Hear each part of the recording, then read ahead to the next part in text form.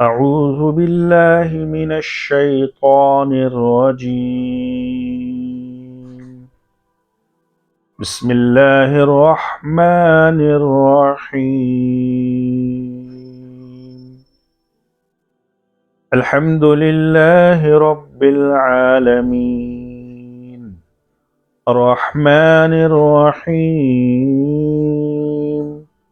مالك يوم الدين إياك نعبد وإياك نستعين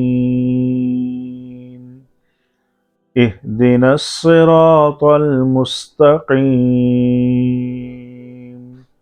صراط الذين أنعمت عليهم غير المغضوب عليهم ولا الضالين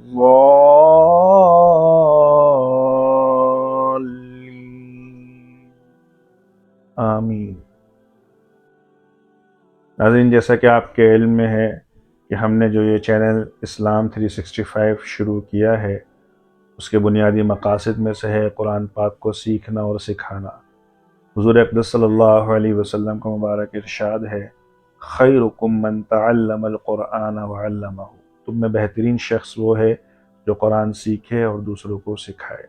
سب سے پہلے ہم قرآن پاک کی یہ سورۃ الفاتحہ کی میں نے تلاوت کی ہے آپ حضرات کے سامنے۔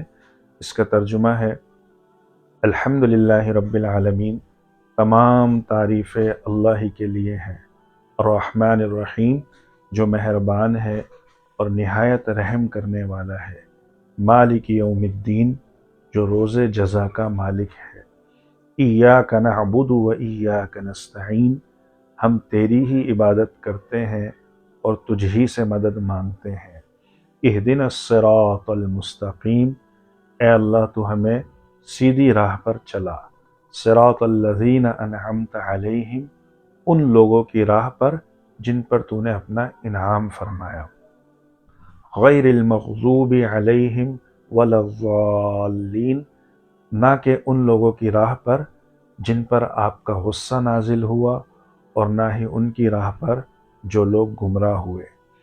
تو سورۃ الفاتحہ کے ابتدائی آیات میں اللہ سبحانہ و تعالیٰ کی تعریف ہے کہ تمام جہانوں کو بنانے والے اللہ تعالیٰ ہیں، انہی کے لیے تمام تعریفیں ہیں۔ در حقیقت ہم جس کی بھی تعریف کرتے ہیں مخلوق میں، وہ حقیقتاً خالق ہی کی تعریف ہوتی ہے، اللہ ہی کی تعریف ہوتی ہے۔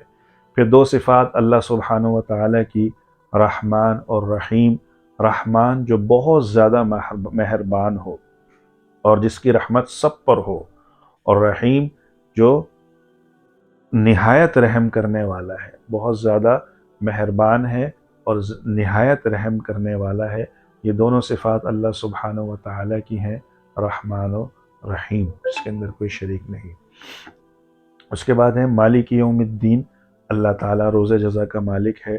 دنیا کی ہر چیز کا بھی اللہ ہی مالک ہے، لیکن دنیا میں اللہ سبحانہ و تعالیٰ نے عارضی طور پر لوگوں کو چیزوں کا مالک بنایا ہے، لیکن آخرت کے معاملے میں فرمایا مالک یوم الدین، جو جزا کا دن ہے، سزا کا دن ہے، جس دن حساب کتاب ہونا ہے، اس کا مالک واحد ایک اکیلا اللہ ہے۔ اس کے بعد اللہ سبحانہ و تعالیٰ نے ان آیات میں دعا مانگنے کا طریقہ سکھلایا، ایاک نعبد و ایاک نستعین، کہ اللہ ہم صرف اور صرف تیری ہی عبادت کرتے ہیں، تیرے سوا کسی کے آگے نہیں جھکتے، و ایاک نستعین، اور تجھ ہی سے مدد مانگتے ہیں۔ اللہ کے رسول صلی اللہ علیہ وسلم نے بھی ایک حدیث کے اندر حضرت عبداللہ بن عباس رضی اللہ تعالیٰ عنہ سے ارشاد فرمایا، وَإِذَا اسْتَعَنْتَ فَاسْتَعِنْ بِاللَّهِ، کہ جب تمہیں مدد مانگنی ہو تو اللہ ہی سے مدد مانگنا، تو ہمیشہ اللہ تعالیٰ ہی سے مدد مانگنا، ایاک نعبد و ایاک نستعین۔ اور پھر دعا سکھائی کہ سب سے اعلیٰ اور سب سے افضل اور سب سے بہترین دعا، اہدنا الصراط المستقیم، اللہ سبحانہ و تعالیٰ سے سیدھی راہ کی ہدایت کی دعا مانگنا۔ ہدایت اللہ سبحانہ و تعالیٰ کی اس دنیا کے اندر بھی سب سے بڑی نعمت ہے، جس کو ہدایت مل گئی اس کو دنیا آخرت کی فلاح مل گئی، کامیابی مل گئی۔ تو ہدایت مانگی، اور پھر صراط المستقیم، کن لوگوں کا راستہ ہے؟ صراط الذین انعمت علیہم، ان لوگوں کا راستہ جن پر اللہ تعالیٰ نے انعام فرمایا۔ کن پر انعام فرمایا؟ اولئک الذین انعم اللہ علیہم من النبیین والصدیقین والشہداء والصالحین اللہ سبحانہ و تعالی نے انبیاء پر انعام فرمایا، صدیقین پر انعام فرمایا، شہداء پر انعام فرمایا، صالحین پر انعام فرمایا۔ تو اس دعا میں جو ہم بار بار نماز کے اندر پڑھتے ہیں، سنتے ہیں، یہ دعا مانگیے کہ اللہ تو ہمیں انبیاء کے راستے پر، صدیقین کے راستے پر، شہداء کے راستے پر اور نیک صالحین کے راستے پر چلا۔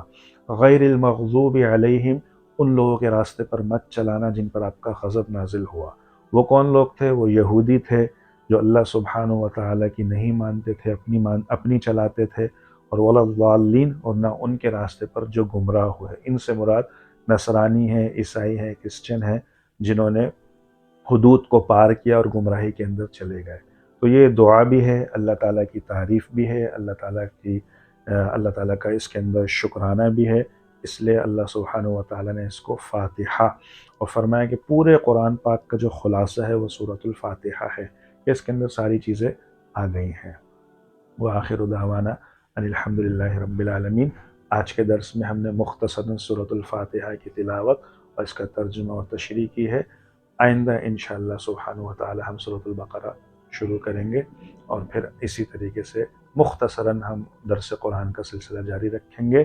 اگر آپ چاہتے ہیں کہ ہمارے ساتھ آپ بھی رہیں اور دوسرے لوگ بھی ہم سے مستفید ہوں اور قرآن تعلیمات زیادہ سے زیادہ پھیل سکیں، اس اجر و ثواب میں ہم شریک ہو سکیں، تو زیادہ سے زیادہ اس چینل کو لائک کریں، شیئر کریں، سبسکرائب کریں۔